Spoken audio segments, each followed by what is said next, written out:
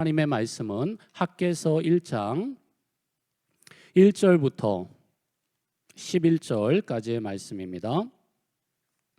구약성경 학개 1장 1절부터 11절까지의 말씀을 우리 한 절씩 교독하시고요, 마지막 절 함께 읽겠습니다.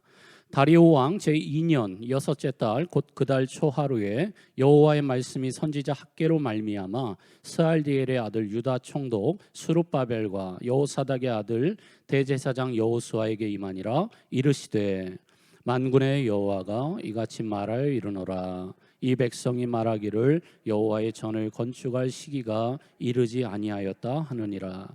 여호와의 말씀이 선지자 학개에게 임하여 이르시되 이 성전이 황폐하였거늘 너희가 이때에 반벽한 집에 거주하는 것이 옳으냐? 그러므로 이제 만군의 여호와가 이같이 말하노니 너희는 너희의 행위를 살필지니라.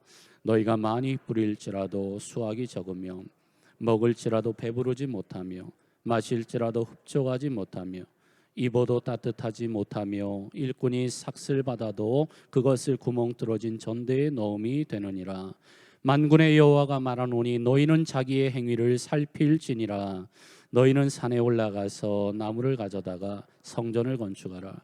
그리하면 내가 그것으로 말미암아 기뻐하고 또 영광을 얻으리라. 여호와가 말하였느니라.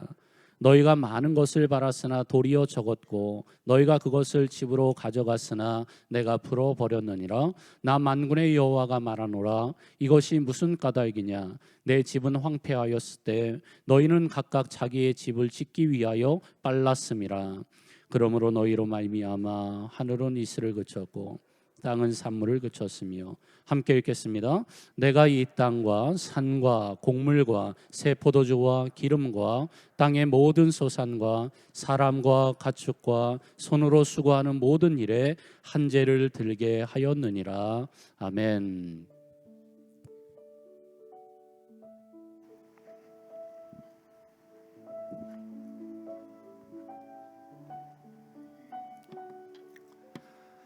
할렐루야.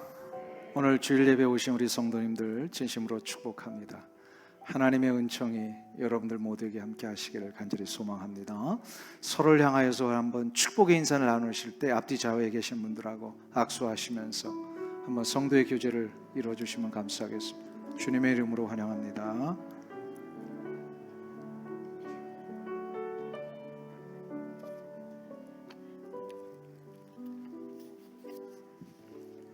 오늘 우리 예배 가운데 또 귀한 분이 또 함께 참석하셨네요.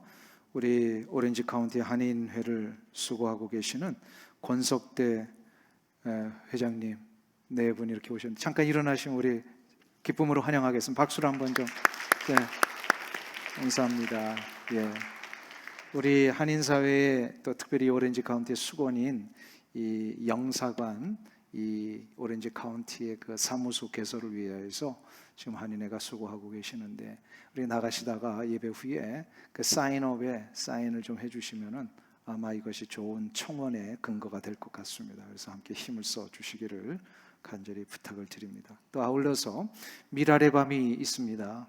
이 우리 지금 이 교회에 많은 행사들이 가을에 이제 시작이 됐는데요. 미랄의 밤이라고 하는 것은 우리 장애우들이 하나님의 거룩한 뜻을 위하여 나아가는 이 귀한 선교 단체인데 장애우들을 위한 장학기금 마련을 위하여 미랄의 밤이 이제 있게 됩니다. 참석을 하시면 되는데 그 참석하실 때 그 티켓을 가지고 가시면 돼요. 그 티켓이 우리 교회 사무실에 있습니다. 얼마인지는 잘 모르겠는데 이것은 그냥 뭐 티켓을 산다라고 하지 마시고요. 장애우들을 위하여서 장학금을 내가 낸다 이렇게 생각하시고 그 행사에 좀 참여해 주시면 감사하겠습니다. 또 다민족 기도회가 우리 이제 오렌지 카운티 지역에서 있게 됩니다. 다민족 기도회라고 하는 것은 변질되어 가고 있는 이 미국 사회에 우리 한인 교회를 중심으로 해서 모든 민족들이 다시 한번 갱신과 자복의 시간을 갖고 하나님 앞에 이 미국이 돌아올 것을 간절히 소망하면서 하는 기도회입니다. 그래서 이 다민족 기도회에 여러분들 함께 참석하셔서 그냥 합심하여 기도만 하시면 됩니다. 그래서 이 기도를 통하여 우리 민족이 다시 한번 서고 또 미국 사회가 하나님 앞에 돌아오는 역사가 있기를 간절히 소망하는 그런 시간들이 되셨으면 좋겠습니다. 네, 이상입니다. 오늘은 하나님의 전을 세우는 자의 복이 무엇인가를 한번 생각해 보려고 합니다. 우리는 지난 시간에 왜 하나님께서 성전을 우리에게 지으라고 하셨는지에 대하여 그 목적과 이유를 살펴보았습니다. 또 성전이 무엇인지를 생각을 해보았습니다. 성전을 왜 하나님이 우리에게 자꾸 지으라고 하시는 걸까요?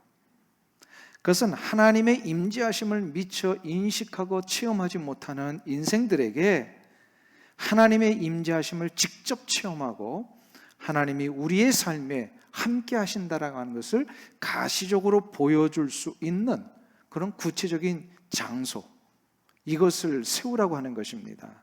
그러니까 원래 성전이라고 하는 것은 하나님을 경배하고 하나님 앞에 제사 드리는 예배의 장소이면 틀림없습니다. 이게 가장 중요하고 첫째 되는 목적입니다. 그런데 이러한 예배 장소를 통해 우리에게 가르쳐 주시려고 하는 게 뭐냐? 바로 하나님이 우리와 함께 계시다라는 거예요. 우리 인간은 인식의 능력이 너무 미천해서 하나님이 안 보이시니까 하나님 안 계신 것으로 자꾸 착각하는 경우가 있어요. 그래서 하나님이 계시다라는 것을 우리의 가시적인 것을 눈으로 좀 볼 수 있도록 만들어 주신 상징적인 장소가 바로 성전입니다. 그래서 우리는 누구나 예외 없이 다 하나님의 성전을 세워야 합니다. 평생토록 성전을 세워 가셔야 돼요. 자, 그런데 이스라엘 백성들은 하나님의 이 의도와 목적에 깨닫지를 못해서, 그리고 자신의 현실적인 문제에 너무 급급해가지고 먹고 사는 문제에 막 몰두하다 보니까 자꾸 하나님의 성전을 세우는 일을 미루었습니다. 오히려 하나님의 전을 짓기보다는 자신들의 집을 화려하게 짓는 일에 더 먼저 급선무로 몰두를 했어요. 그러니까 신앙의 우선순위가 바뀐 거지요. 이뿐이 아닙니다. 사마리아인들의 노골적인 방해와 음모가 있었어요. 그래서 이 페르시아 제국의 탄원서를 내가지고 정치적인 압박을 가해서 이 모든 성전 건축의 역사를 이루지 못하게 방해를 했었습니다.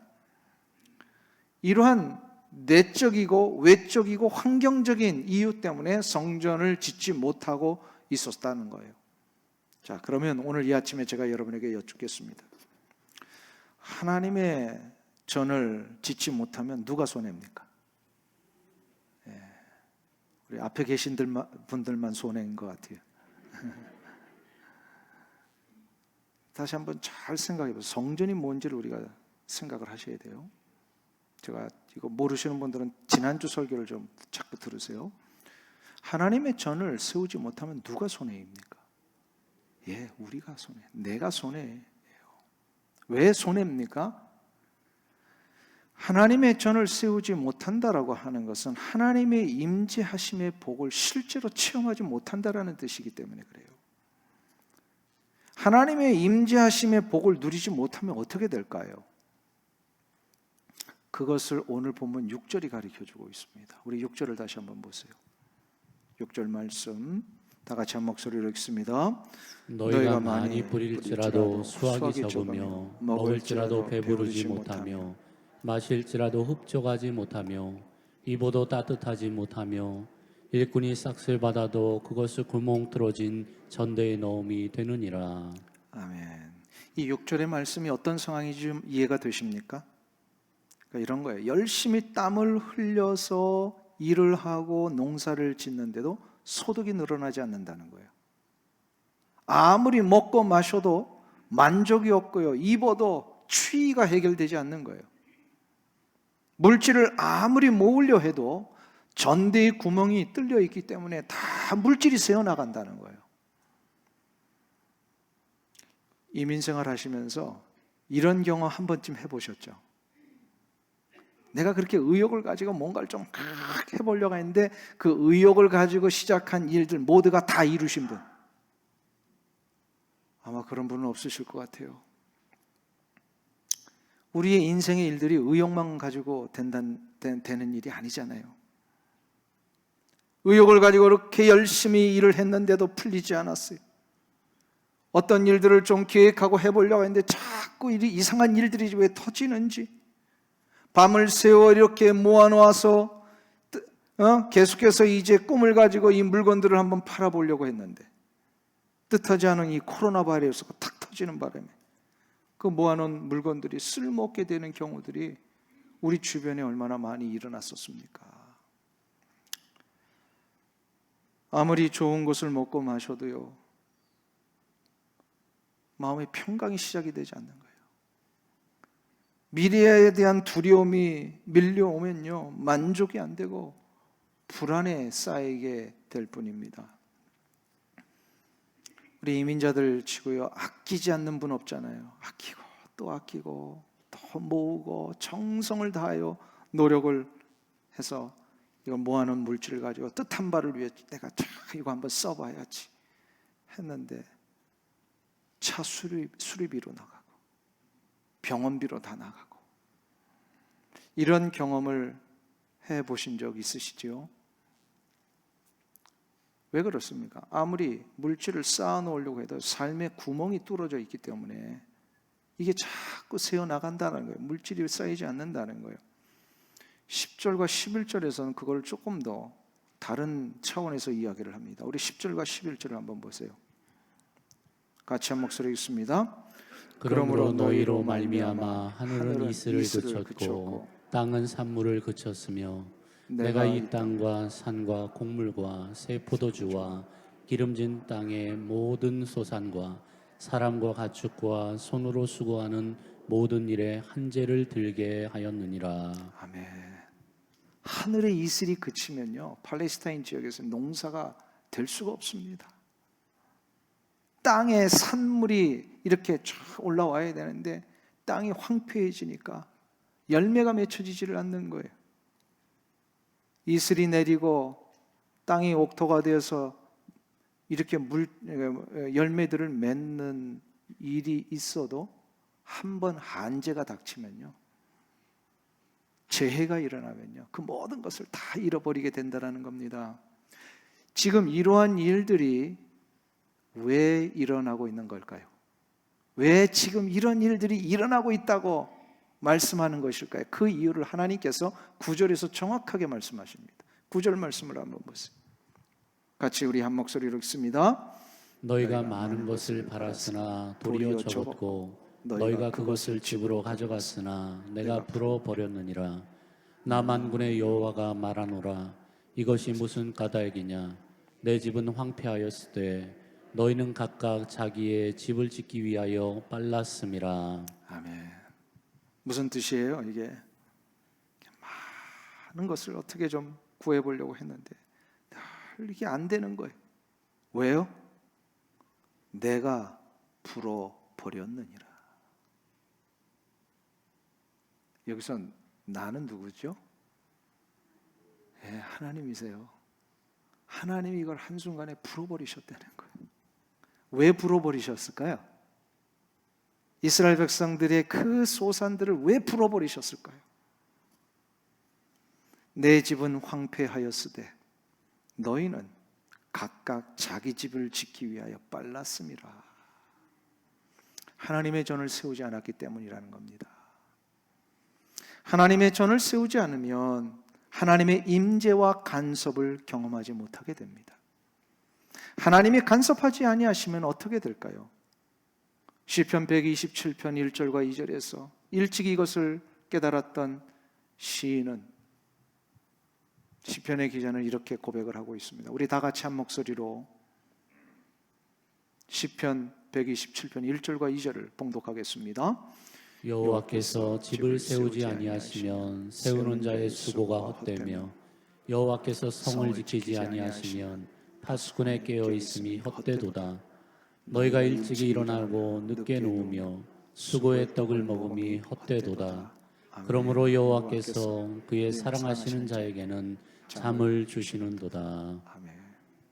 하나님의 임재하심과 간섭하심이 안 계시면 어떻게 됩니까? 아무리 집을 세우려고 해도요, 세워지지가 않습니다. 인생의 성을 아무리 쌓으려 해도요, 그래서 밤을 새워 그 인생의 성을 지켜본들 그게 다 헛되게 된다라는 겁니다. 인생의 모든 수고와 땀이 헛되고 만다. 이렇게 됩니다. 하나님이 임재하지 아니하시고 하나님이 간섭하지 아니하시면 이렇게 된다는 거예요. 그럼 이 문제를 어떻게 해결할 수 있습니까? 하나님의 임재와 간섭의 역사가 시작되셔야 되잖아요. 그러면 하나님의 임재하심과 간섭하심이 시작되기 위해서는 우리가 해야 할 결단들이 있더라는 거예요. 이게 그냥 되는 게 아니에요. 그 결단이 무엇입니까? 오늘 본문에 의하면 두 가지의 단계를 통하여 결단을 시작을 해야 합니다. 이걸 오늘 본문에서 가르쳐주고 있어요. 그 첫 번째 결단이 뭐냐면 자기의 행위를 살펴봐야 합니다. 우리 5절 말씀을 한번 보세요. 5절 말씀 다 같이 한 목소리 읽습니다. 그러므로 이제 만군의 여호와가 이같이 말하노라. 너희는 너희의 행위를 살필지니라. 너희는 너희의 행위를 살필지니라. 이 말씀은 무슨 뜻일까요? 이스라엘 백성들이 지금 어떻게 여기까지 오게 됐는지 잘 되돌아보라는 거예요. 성찰을 하라는 거예요. 이스라엘 백성들이 지금 어떻게 이 순간까지 왔습니까? BC 586년에 그냥 죄 짓고 우상숭배에 빠졌던 이들 하나님이 회초리 드셔가지고 완전히 바벨론 제국의 포로로 잡혀가게 하셨잖아요. 저들이 그냥 바벨론에서 포로살이 하면서 얼마나 바벨론 강변에서 잘못했다고 외쳤으면 하나님 우리 잘못했습니다. 하나님이 그 잘못을 받으셔서 죄의 이 간구를 받으셔서 용서하시고 저들을 이제 하나님의 강권적인 역사에서 바벨론 제국을 그냥 무너뜨려 버리십니다. 그리고 무너뜨리시고 나서 고레스라고 하는 이 페르시아 제국에 아주 이상한 왕을 하나 세우셨어요. 이방인이고 하나님도 모르는 왕인데 어떤 마음이 들었는지요. 이 고레스 왕이요, 페르시아 제국의 산하에 있던 제국 안에 있던 모든 포로들을 각자 자기들의 나라로 해방을 시켜버립니다. 그때에 이스라엘 백성들도 해방이 돼가지고 자기들의 유대 땅으로 돌아오잖아요. 한번 가만히 보세요. 가만히 보세요. 이 고레스라는 이상한 임금이 어떻게 그런 마음을 가지고 이스라엘 백성들을 돌려보냈다고 생각을 하세요? 성경에서는 분명히 합니다. 이 모든 것이 하나님의 역사였다라는 거예요. 그래서 나중에 이 고레스를요, 성경에서는 나의 종이라고, 나의 일을, 나의 심부름을 한 사람이다, 이렇게까지 표현하잖아요. 저렇게 하나님의 강권적인 용서하심과 은혜로 간섭하셔서 저들을 저 바벨론 땅 페르시아 제국에서부터 옮겨서 원래 고향 땅으로까지 오게 해 주셨는데 저들이요, 출발할 때 마음과 도착할 때 마음이 또 다른 거예요. 그렇게 잘못했다고 하면서 이제 해방돼서 기쁨으로 왔는데 와서 보니까 또다시 하나님 임재 없이도 살 수 있다는 생각을 자꾸 하게 된 거예요. 전능하신 여호와 하나님의 강력하신 임재와 간섭의 역사 때문에 저들이 오게 되었는데 이제 와서 저들이 하나님의 임재하심 없어도 됩니다 이러고 있더라는 거예요. 지금 여러분들 같으면 그러시겠어요? 얼마 전까지 하나님이 인도하신 거 그렇게 쉽게 까먹습니까? 근데 이스라엘 백성들 참 희한한 민족이에요. 자꾸 까먹어요. 자꾸 잊어버려요. 그래서 지금 하나님이 이스라엘 백성들이 그 이야기를 하시는 거예요. 너희의 행위를 살필지니라. 되돌아보라는 거예요. 신앙생활은요, 잘 돌아보는 게 먼저입니다. 내가 과연 어떻게 여기까지 왔는지, 내가 이민생활 미국 땅에 딱 들어가면서부터 지금까지 어떻게 왔는지를 잘 돌아봐야 돼. 이게 진짜 누구의 힘으로 왔느냐, 이거 생각해 보라는 거예요.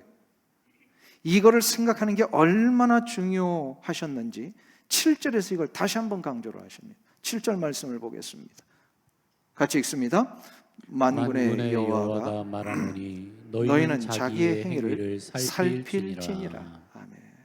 참 신앙의 길을 간다라고 하는 것은요, 내가 어떻게 여기까지 왔는지를 바르게 생각하고 깨닫는 겁니다. 이것을 은혜에 대한 성찰이다. 하나님의 은혜를 잘 성찰해야 돼요. 그리고 이 은혜를 계속해서 누리기 위해서는 내가 지금 하나님 앞에 무엇 잘못하고 있는지를 잘 성찰해야 합니다. 이게 죄에 대한 성찰입니다. 사람도요, 은혜를 모르는 사람은요, 사람 취급하지 않습니다.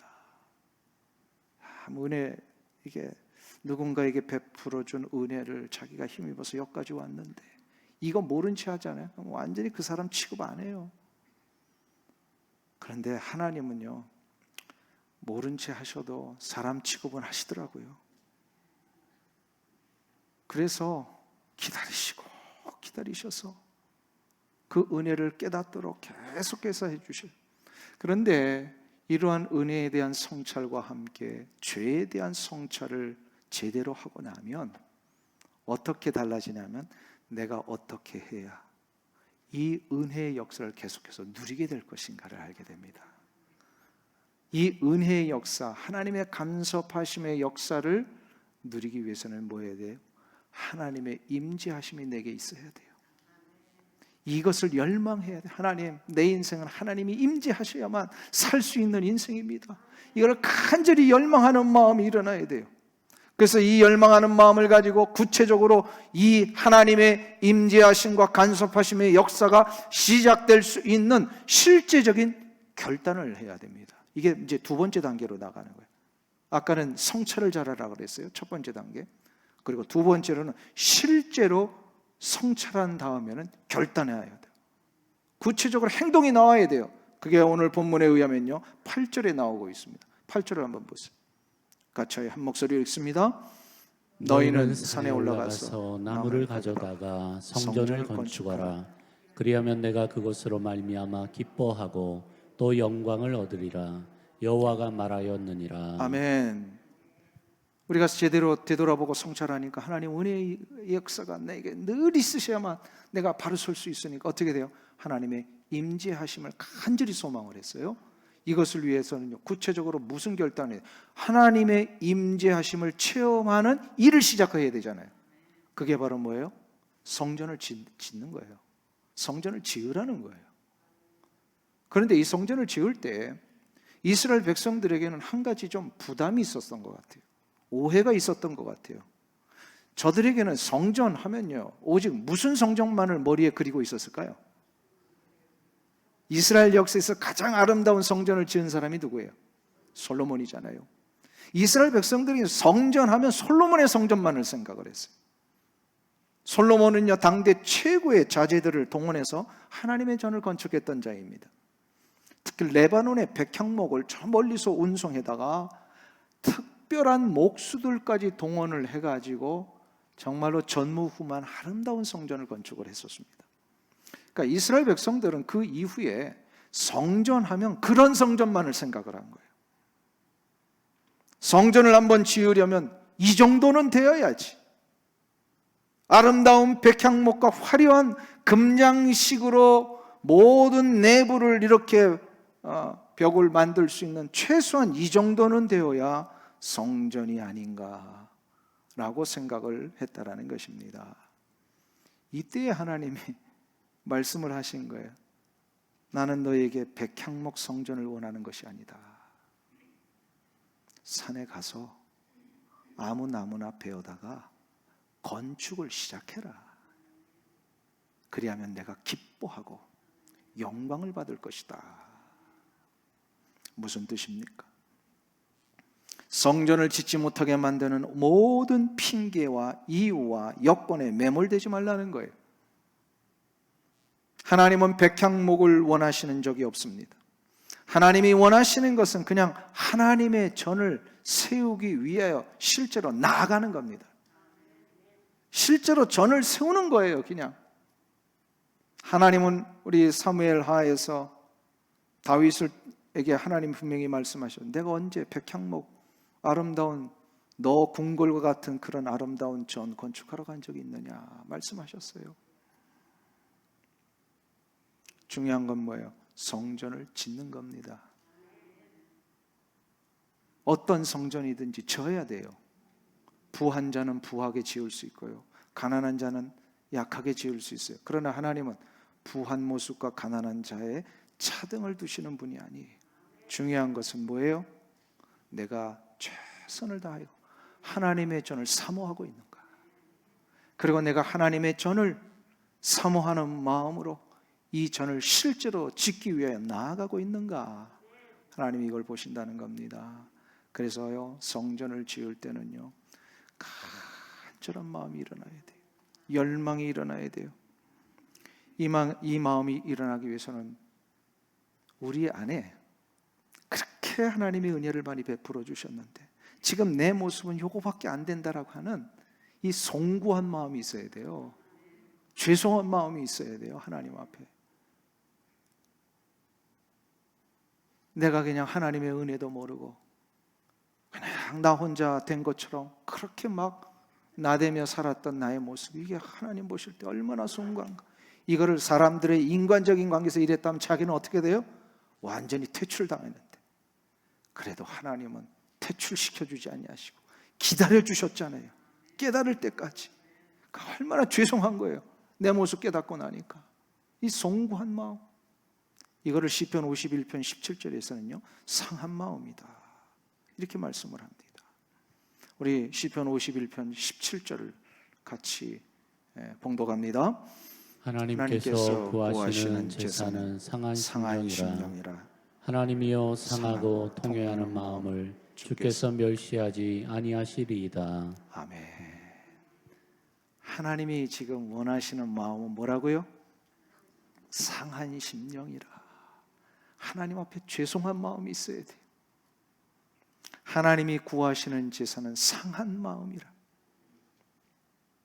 소나 양을 원하시는 것이 아니라 나의 마음을 원하신다는 거예요.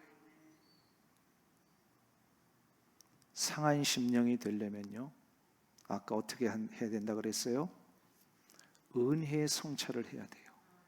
그리고 죄에 대한 성찰을 해야 돼요. 그러면 내가 어떻게 해야 되는지를 알게 된다 그랬어요. 그래서 하나님의 은혜를 구하는 삶으로 나갑니다. 그게 바로 상한 마음으로 하나님 앞에 나아가는 거예요.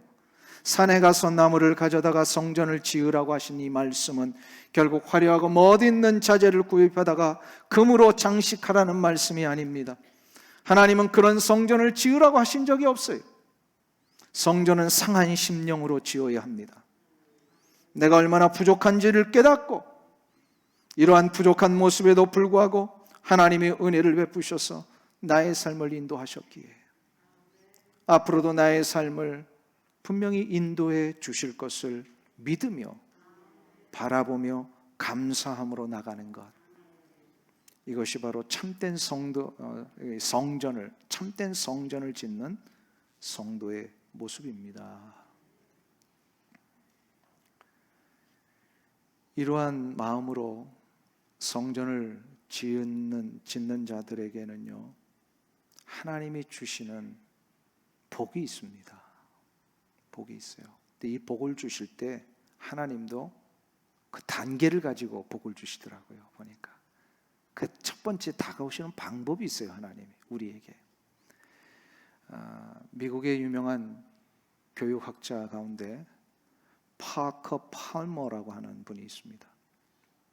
이분의 책에서 랍비들의 대화의 내용을 소개한 적이 있는데요, 어느 날 한 사람이 아주 유력한 랍비에게 찾아가서 이런 질문을 했습니다. 왜 랍비들은 하나님의 말씀을 가슴에 두지 않고 머리에 두라고 하고 있습니까? 이때 랍비가 대답을 했습니다. 평상시에 사람들은 하나님의 말씀을 들어도 마음속에 들어가지 않습니다. 그래서 머리에 두고 다녀야 합니다. 그러다 보면 인생을 사는 동안에 때때로 고통스러운 일이 발생을 하고 내가 감당할 수 없는 인생의 장애가 일어날 때에 그의 자아가 무너지는 경험을 하게 될 겁니다. 그의 자아가 무너지게 되면 비로소 마음이 열리고 그의 마음속에 말씀이 들어가게 됩니다. 그러니까 무슨 얘기예요? 평상시에는 아무리 말씀을 내가 받으려고 해도요, 자꾸 지식적으로만 생각을 한다는 거예요. 근데 그 말씀이 살아 역사하는 순간은 언제라고요? 내가 아무것도 아니라는 걸 느낄 때. 여기까지 온 게 내 뜻이, 내 능력이고 나의 경험이고 지식인 줄 알았는데 그게 아니라 이게 내 뜻과 내 의도와는 상관없이 하나님의 간섭하심의 역사라는 것을 비로소 인정하는 순간 어떻게 돼요? 내 자아가 열리는 거예요. 그러니까 인생의 고통과 아픔과 외적인 일들 때문에 내 삶에 고난이 오고 장애물이 있다고 해서 그게 내 인격과 자아가 완전히 깨지는 게 아니라는 거예요. 내가 비록 아무것도 아닌 것을 느끼지만, 그래서 내 삶이 무너질 수는 있지만 그 무너져서는 내 자아가 열리게 되더라는 거예요. 열리는 마음이 시작이 되면 그는 은혜를 받을 수 있는 준비가 됩니다. 이때에 그는 그의 은혜에 준비된 마음 속에 하나님의 말씀을 받게 됩니다. 그러니까 상한 심령이 된다라고 하는 것은요, 내가 나 자신이 자아가 무너지고 내 마음의 문이 열리는 걸 얘기를 해요. 그때 하나님은 그의 마음속에 복을 주시는데 첫 번째로 뭘 주실까요? 그의 마음속에 말씀을 주십니다. 말씀을 받은 이 내 마음을 가지고 하나님 앞에 나아가는 것이 성전을 짓는 거예요. 이게 성전을 짓는 거예요. 말씀은 하나님의 가장 강력하고도 완전하신 임재의 역사입니다. 말씀이 전달되면 그 인생은 다시금 살아납니다. 시편 107편 20절에서 시인은 이렇게 고백하고 있습니다. 우리 다 같이 한 목소리 읽겠습니다. 그가 그의 말씀을 보내어 그들을 고치시고 위험한 지경에서 건지시는도다. 아멘. 한번 보세요. 우리의 삶을 고치시고 우리를 위험한 지경에서 건져내실 때에 하나님은 제일 먼저 뭘 하신다고요? 우리 다시 좀 띄워주세요. 금방금방 없어져가지고, 보이지 않으면 기억을 못해가지고. 우리 다시 한번 읽겠습니다. 시작. 그가 그의 말씀을 보내어 그들을 고치시고 위험한 지경에서 건지시는도다. 아멘. 할렐루야.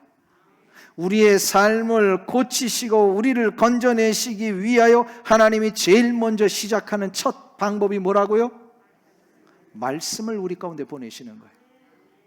다 보내는데 우리의 머릿속에 이고 다녀요. 사람들은 지식적으로만 알아요. 그러다가 이 말씀이 우리의 가슴 속에 들어오는 그 순간에 그 말씀은 생명이 됩니다. 말씀이 생명이 되면요, 우리의 삶의 환경을 바꿉니다. 말씀이 생명이 되면 우리의 인격이 달라지고 삶의 자세가 달라지고 영혼의 소생함을 얻게 됩니다. 그리하여 이 말씀이 우리 가운데 들어오고 하나님의 전을 세워가는 이 삶이 우리 가운데 시작이 되면 6절과 11절에 있던 그 고통들, 10절과 11절에 있었던 그 아픔들, 이것이 다 새롭게 변화되어 반대로 복이 됩니다. 인생의 씨를 뿌릴 때마다 수확이 많아지게 되고, 먹고 마시며 입을 때에 만족이 시작이 되고, 뚫어졌던 물질의 전대가 메꾸어지는 역사가 있습니다. 땅과 산과 소산과 수고한 모든 것을 재해와 재난으로부터 지켜주시는 하나님의 은총이 시작이 됩니다. 하나님의 전을 그래서 우리는 세워야 해요. 하나님의 전을 세우면 이 복이 일어납니다. 그래서 우리는 제일 먼저 하나님이 우리에게 이 복을 주시기 위한 말씀의 축복을 먼저 누리셔야 돼요. 말씀의 축복. 우리 시편 1편 1절과 3절의 그 유명한 다윗의 고백을 우리 같이 한 목소리로 선언하면서 오늘 말씀을 좀 마쳤으면 좋겠습니다. 우리 시편 1편 1절부터 3절 같이 봉독합니다. 복 있는 사람은 악인들의 궤를 따르지 아니하며 죄인들의 길에 서지 아니하며 오만한 자들의 자리에 앉지 아니하고 오직 여호와의 율법을 즐거워하여 그의 율법을 주야로 묵상하는도다. 그는 시냇가에 심은 나무가 철을 따라 열매를 맺으며 그 잎사귀가 마르지 아니함 같으니 그가 하는 모든 일이 다 형통하리로다. 아멘. 아멘. 하나님의 말씀을 주야로 묵상하며 가슴에 새기는 자들마다 인생의 철을 따라 열매가 맺혀지고 인생의 잎사귀가 마르지 아니하고 여러분들이 하시는 모든 일들마다 형통하게 될 것입니다. 성전을 짓는 여러분에게 이 축복이 주어져 있습니다. 예, 놀라운 축복의 열매들을 누리며 살아가시길 주 이름으로 축원합니다. 오늘은 성찬 예식을 거행하는 날입니다. 예수님의 이 땅에 임재하심으로 우리가 구원받았고 우리 모두가 다 하나님의 거룩한 백성의 자녀의 자리로 왔습니다. 이 복을 우리도 오늘 감사히 여기면서 성찬 예식 거행할 때 예수 그리스도의 십자가의 은혜와 하나님의 다함이 없으신 사랑을 경험하시길 주 이름으로 축원합니다. 찬송가 144장 1절을 같이 부르시며 우리 하나님 앞에 성찬 예식을 시작하겠습니다. 혹시 성찬 이 키트가 없으신 분들은 찬양 부르실 때에 손을 들어서 표시해 주시면 뒤에서 전달해 드리도록 하겠습니다. 손을 좀 들어주세요. 예수 나를 위하여 십자가를 질 때 세상 죄를 지시고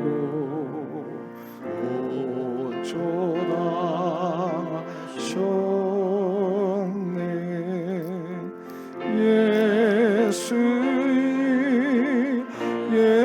예수니 너의 죄 위하여 몸에 피를 흘리니 죄인 받으소서.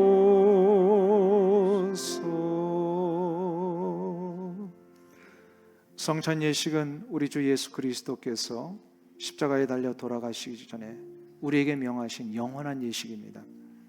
주님께서 우리에게 성찬 예식을 명하시면서 이렇게 말씀하셨습니다. 이것은 너희를 위하여 주는 내 몸이라. 너희가 이를 행하여 나를 기념하라. 이 명령에 따라 오늘 우리가 주님의 성찬 예식을 거행하려고 합니다. 이 예식은 예수 그리스도를 나의 구원자로 영접한 사람이면 누구나 다 하실 수가 있습니다. 오늘도 여러분의 은혜의 성찰과 죄에 대한 성찰을 하시면서 이 성찬 예식에 참여하시길 간절히 소망합니다. 기도하겠습니다. 하나님 아버지, 오늘 우리에게 성찬 예식을 허락하여 주시니 감사드립니다. 이제 떡을 받습니다. 이 떡을 먹을 때에 우리 모두가 예수 그리스도께서 나를 위하여 내어주신 거룩한 몸임을 깨달아 감격하며 감사하며 구속받은 은총을 하나님 앞에 영광을 올리며 체험하는 귀한 시간들 되게 하여 주시옵소서. 예수님의 이름으로 기도하옵나이다. 아멘. 이제 나눠드린 이 성찬 세트에 그 비닐이 2개가 있습니다. 맨 얇은 위에 비닐을 이렇게 오픈하시면 떡이 나옵니다. 잘 안 되시는 분들은 좀 손을 들어주시면 뒤에서 다시 드리겠습니다. 그래서 비닐이 2개가 있습니다. 먼저 떡을 떼시고요. 떡을 드시면서 나를 위해 내어주신 우리 주님의 몸이심을 고백하시며 이 떡을 드시면 되겠습니다.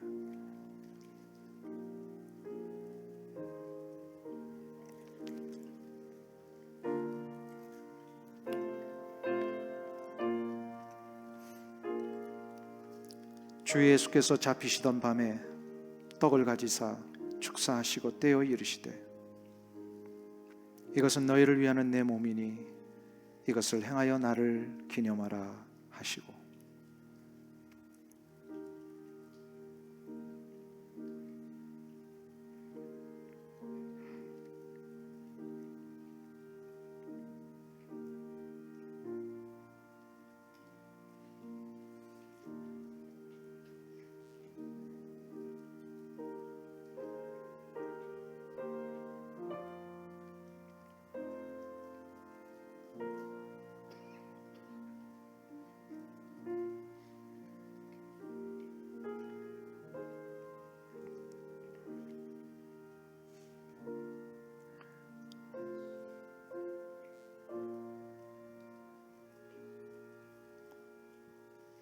하나님 아버지, 이제 우리가 주님의 잔을 받습니다.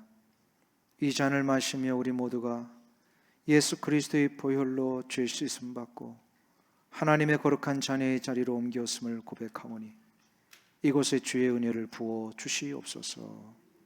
예수님의 이름으로 기도하옵나이다. 아멘.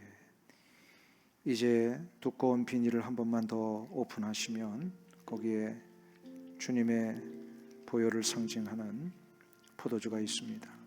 잘 오픈하셔서 기도하시는 마음으로 나를 위해 내어주신 주님의 피임을 고백하며 잔을 들겠습니다. 식후에 또한 그와 같이 잔을 가지시고 이르시되 이 잔은 내 피로 세운 새 언약이니 이것을 행하여 마실 때마다 나를 기념하라 하셨으니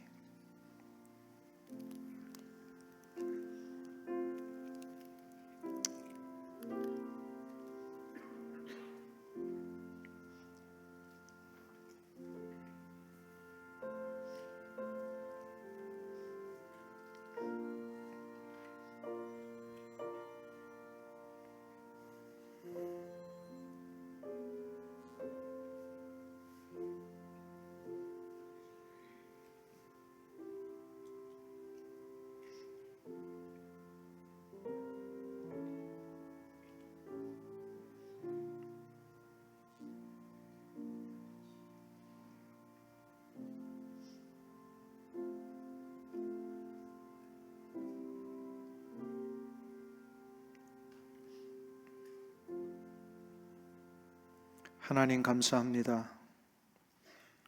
우리 모두가 이 성찬 예식을 통해 거룩한 일치와 하나됨을 이루게 하셨사오니 감사합니다. 성찬에 참여했던 모든 이들이 주님이 오시는 그날까지 은혜를 성찰하고 죄를 성찰하여 하나님의 거룩하신 임재하심과 간섭하심의 역사를 날마다 상한 심령으로 구하며 나가게 하여 주시옵소서. 그리하여 저들이 속하여 있는 가정에서 성전을 지어가고 저들이 땀 흘려 일하고 있는 삶의 일터에서 성전을 지어가며 함께 예배 드리는 이 교회 공동체 안에서 하나님의 성전을 지어가는 주님의 복된 성도들 다 되게 하여 주시옵소서. 예수님의 이름으로 기도하옵나이다. 아멘.